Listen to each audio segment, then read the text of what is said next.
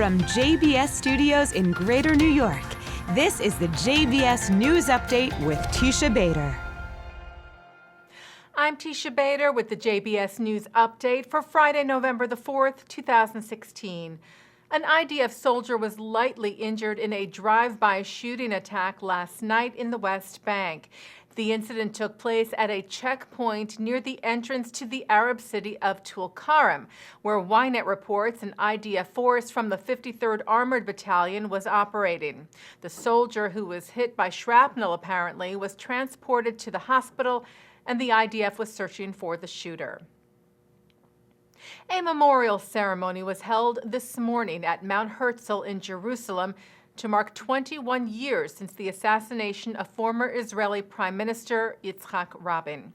Israeli officials joined members of the late leader's family at the memorial, where daughter Dalia Rabin spoke and said the assassination by far-right Jewish extremist Yigal Amir on November the 4th of 1995 was still an open wound, and warned that the incitement that led to her father's murder still exists in some parts of Israeli society.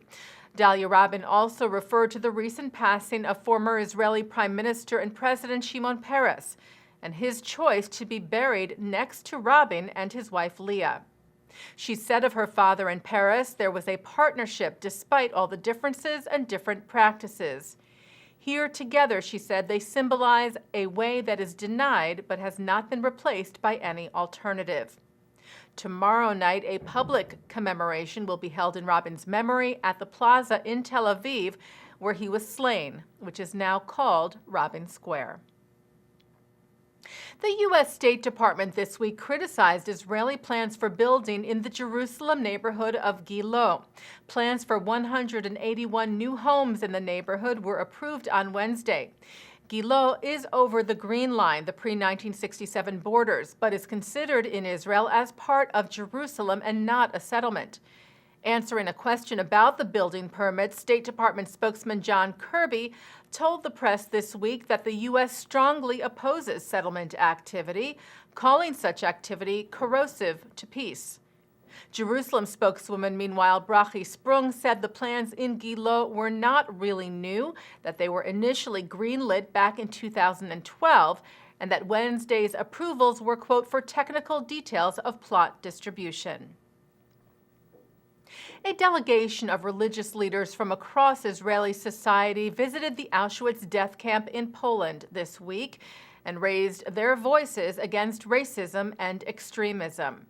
As we reported to you earlier this week, the leaders who are part of the Council of Religious Community Leaders in Israel included Jewish, Christian, Muslim, and Druze leaders, among them Jerusalem's Orthodox Patriarch Theophilus III, Anglican Archbishop Suhail Dawani, Druze religious leader Sheikh Moafak, as well as two Sunni imams from northern Israel.